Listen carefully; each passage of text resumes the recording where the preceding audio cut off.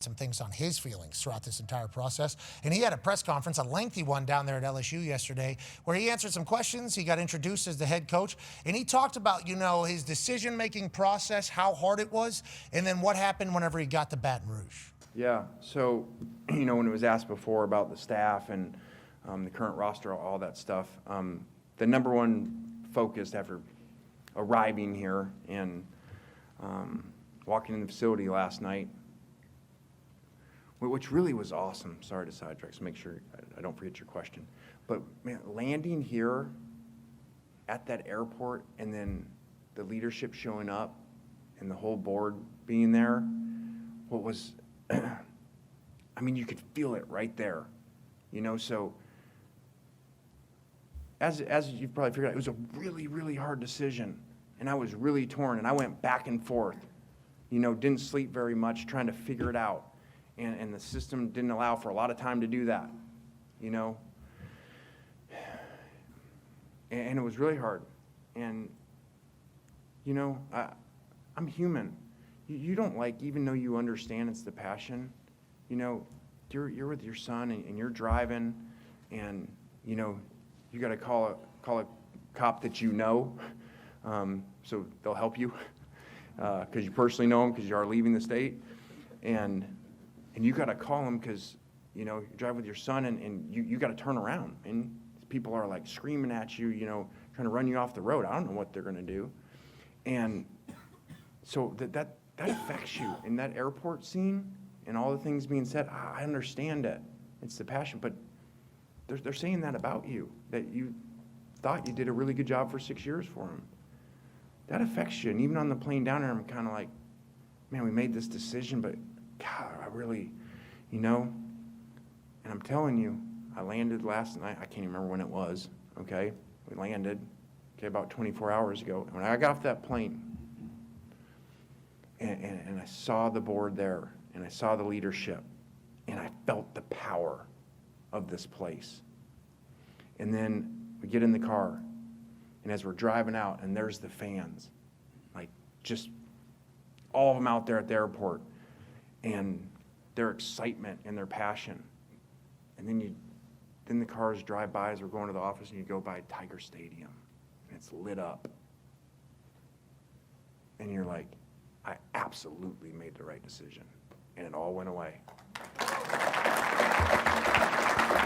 Lane won him over down there in the Bayou, and obviously the way LSU has handled this, I think, has been very impressive as well. They've had a lot of display of love for him in Baton Rouge because we've all obviously seen how bad it got up there in Oxford on the way out and all the different alleged demands, and who knows what's real. We will certainly get to the bottom of it because Marty Smith, who told the tale of his chaotic 48 hours in Oxford, which involved this particular van going off-roading and up over some fields to get to Lane, to get the 5-minute interview right immediately as he was leaving, right before he saw all the fans lined up at the tarmac telling him he was the worst person on earth. And he chit-chatted about, not only being there and experiencing it and saying, I made the right decision. And I know the people at Ole Miss aren't going to like hearing that, but the people at LSU, everything Lane Kiffin said yesterday, you're like, yes, yes, yes. But also learning that one of the main factors for his decision-making process is literally how much money we give to the players. That is, he was so open about it all. Like, hey, I was the most highly sought-after coach in college football, right? This is maybe the loudest we've heard in a long time, maybe ever. I don't. Legit. We haven't been in the college football world long enough to really be able to give judgment on how loud it got, but this was loud. This guy, because of how good he is. And he said in 2025, one of the things he just needs to know, I don't need to know how much money I'm getting paid. I understand I'm going to be getting paid a lot. How much money are we paying the players? He talked about that at length yesterday, and I thought it was a really good answer, actually. There's a great plan here. There's a great plan of how we can come together with what we bring and what players around the country want to play for us and play in our systems, and then have that support to be able to do that so that they want to play for us and they get taken care of financially, which obviously nowadays is the world of college football, and it's very important and critical to them, which it should be. And this was the best setup. So that definitely played a factor into it. Because I don't care what your systems are. Without good players, they don't work. So I actually asked today about my contract, not the numbers. I still don't know them. And I said, hey, just in case I get asked on it. And he said, basically, all four were extremely similar, okay, contracts for me. But in the process of figuring out the NIL packages, those were not similar. Those were not the same. I don't know my numbers. A lot of people are mocking him for saying he didn't know his number. I assume he's on the internet. Okay, we all know that he is on the internet. He certainly saw the numbers. But what Jimmy Sexton told him is, everybody's going to pay you this, whatever we want. Everybody is offering the same. And then the next question is, well, how much are going to the players? And it's like, well, here's how much this place has for players. I talked to boosters. I talked to AD. I talked to president. Who knows who Jimmy Sexton? Here's how much this place has. I talked to blah, blah, blah. I talked to blah, blah, blah. So I think what happened was Lane was literally presented by his team. Jimmy Sexton certainly a part of it, leader of it, presented the situations. Hey, here's all the situations. And once you start kind of lining up and hearing him talk about why he went to LSU, and you hear all the other OG college football people talk about it, it's like one of the biggest anxieties that you have as a college football coach is recruiting. And then nowadays, transfer portal and retaining people. And whenever you talk to the OG college football people, it's like if you can get rid of a couple of your anxieties by the place that you go to, you certainly use that. You certainly take that. Like at LSU, there's allegedly, this is what they say, I guess we should start keeping track of this, is there's 10 5-stars that are just going to be a part of your roster every single year in your recruiting class. Before you even say a word to anybody, there's a kid who's a freshman in Louisiana. This kid, #1 recruit in the country. All of them. Just this kid right here, literally the first person he ran into down there is the #1 recruit in the entire country. And he has a post on his X, a tweet that says, I want to be known as the greatest Tiger of all time. Like they have a lot of pride in the LSU Tigers whenever you're from Louisiana. And it's their family, it's their community, it's everything that wants these people to be LSU Tigers because it's good for all parties. So you're naturally just going to get an abundance of 5-stars.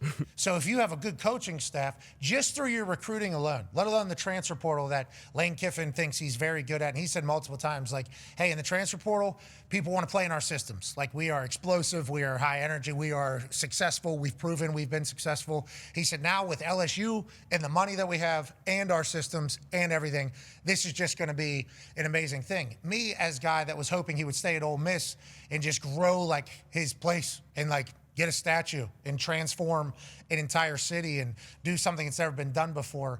When you listen to the people that are in that world, they're like, his life gets 50 times easier. Oh, yeah. If from the recruiting thing, just with that being the advantage. And he talked in that press conference a couple different times. I listened to the whole thing because I was so baffled by the decision, honestly. Because I think we all understood the amount of hate that was going to come with it and how it all went and how it's impossible for you to coach through the playoffs if you're going to another place, let alone a rivalry place. So that press conference I thought was pretty important to hear, like, well, how did you get to this decision? As opposed to just saying, Coach Carroll would say this. And he's like, the LSU brand is worth so much. This is the one job he basically, in the country, he said, this is the best job in the country. And other people that are great coaches said, this is the best job in the country to him. Feels like it was inevitable he was going to go down there, even though I held on to the Ole Miss dream because I think that would be unique and be very special, especially with this time of life. But they're going to win down there, huh? Yeah. I mean, that's what I heard in that press conference. Big. Okay, what you think so, BA? That's Totally. They're going to win big, is what you're saying. Oh, yeah. I would have them in the top 4 the next 3 years. So that's, as I was listening to the press conference, that's all I kept thinking, as I was listening to the press conference. I'm like, if everything he is saying is true about all of it, like, hey, yeah, we got more money than, because we heard of where all the other places are, right? And I think he said 4. Right, we heard 4 jobs, Yep. Yeah. I think he said. So what are the 4 jobs? Okay, so that's places that we've heard with money that have been using it. And he said we have more money. We had better setup there. So LSU has more money than places that we thought had more money, okay, which is good news for LSU people. But also they have the talent that wants to go there. And Lane Kiffin, his shit works, right? And they got the defense coordinator still there who knows the area. And Coach O, I think is still a part of it. Allegedly, Coach O is like a weapon in the state of Louisiana as a recruiter. Lane Kiffin said in his press conference, he called Coach O whenever he was on campus and told him that he feels like he should start talking like him just because he's there. So it feels like every answer he was giving, I'm like, oh my God, they are going to be they're going to be a wagon down there. You were holding on to hope, man. I was surprised you did as long as you did because really was. we kind of felt like it was inevitable and it was going to happen and the decision had been made. And it does suck for the people at Ole Miss. You have a historic season. You can't finish it out with your coach.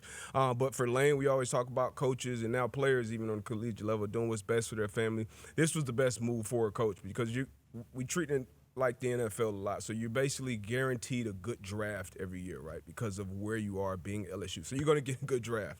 And then you're guaranteed with the money and NIL, what you're giving the players, a great free agency pool. So if you got a great free agency and a great draft every year, as a coach, it's really on you. Now it's about and he said this in the press conference too, you can have whatever systems you have, but if you don't have the players to do it, it doesn't matter. We saw even Saban, when he was running a bunch of national championships, on offense, they were still handing it off, running the ball 40, 50 times a game until he was damn near forced to innovate and do it differently. But they had the best players in the country every year. So, yeah, we're just going to dominate you and play great defense. So now Lane Kiffin, you know the history there with the coaches that have already won one. He sees himself as a great coach. He said, hey, look at the numbers that are since leaving Alabama. Look at my numbers. I have the best offensive numbers. And that's without having, I guess, the best talent year in and year out. So now this was a move he had to do. The money was going to be great. He mentioned it wherever he went for him. And I believe him. Hey, just like being a top free agent, like, hey, this is what the market is. I'm going to get that. But now that's recruiting too. Hey, who's going to get the most money to my players? That's what I'm most concerned about. As a player, that makes me feel good to go play for a guy who cares about how much I'm getting in my pockets as well. So, yeah, it was kind of like a foregone conclusion. Obviously, Ole Miss fans, they're going to feel how they feel, rightfully so. And LSU, hey. Yeah. I don't know if he was choked up, trying to get choked up. I don't know what was happening. He's trying to get there, yeah. I think he was. I think maybe his brain was starting to think about like emotions. I don't think so. I don't think we're doing that right there, potentially in the middle of his conversation. But him addressing about how he was like, because there's stories coming out now like people knew he was doing this and then they were saying this on this day. It's like, I don't know Lane that well. I've only really met him within the last year. And obviously college football, he's like one of the biggest stories and he's friends with people that I know. So I've got a chance to chat with him a little bit. I genuinely thought he was conflicted. Like, I thought he was conflicted on the decision on being, like, doing his own thing at Ole Miss or taking one of the greatest job in sport is what a lot of people are saying. So him coming out and saying that I thought was good. But Ole Miss, man, what a time. LSU's going into Ole Miss next year. Lane's walking in there. And I know Ole Miss is saying, yeah. But the more I learn about this LSU job, the more I'm learning about this type of situation that's down there. It's like, God, this LSU team, I'm thinking they're going to be unbelievable next year. That's what let alone Winnedad, obviously, Lacey. I mean, the players that have already been very successful in his offense and in the SEC, still available. They're very young. Look good in purple. And he has money to be able to keep up with whoever makes the thing. It's like, you got a couple key positions already ready to go, let alone if there's any other competition. He said we're going to look at all the talent. Who knows what's on that roster? We have no idea who's backup down there. Third string. Lane Kiffin might walk in there and go, who's this guy? Oh, he's 5-star out of whatever, Louisiana last year, defensive end or whatever. So, you're going to be great next year, man.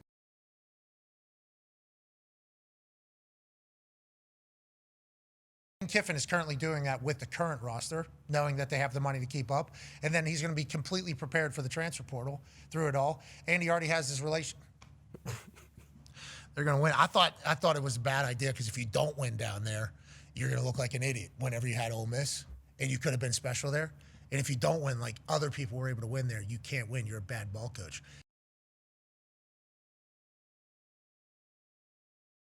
Defensive coordinator, because if they had an offense this year, they would have been easily in the playoffs because they had one of the best defenses in the country. And I know they are fighting hard to keep him, but I believe his name is also up for Tulane, so that's something to watch. Okay, so I think he's from the area, maybe.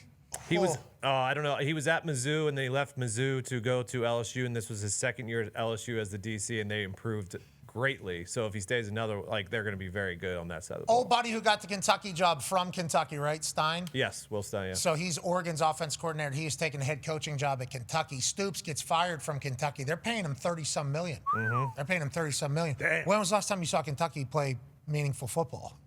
When Bill Levis was there? A few years ago. 2 years ago, when he had a chance to go get the A&M job, said, no, I'm staying at Kentucky. Fired. He did them a favor, too, because that $30-some million was supposed to be due in 60 days, and they negotiated to be over however many years. Oh, that's good. I always thought if you win the Powerball, and you're a little younger, it wouldn't be bad to just have this kind of taking care of me for the next 30 years of my life. You know, the people that take the buyout right now, like Brian Kelly getting all that money so quick. What if he has a full crash out? I mean, that might be too. Brian Kelly might be swimming in that. Yeah. BK, no way. Yeah, free my boy BK. Hey, he still can coach, right? Yeah, I don't know who's going to hire him, but he could definitely still coach. There's jobs open still. I mean, what is Penn going State. on up State. at Penn State? Penn State. Okay, and last thing. You want this, you got that. No way, watch them walk right past you.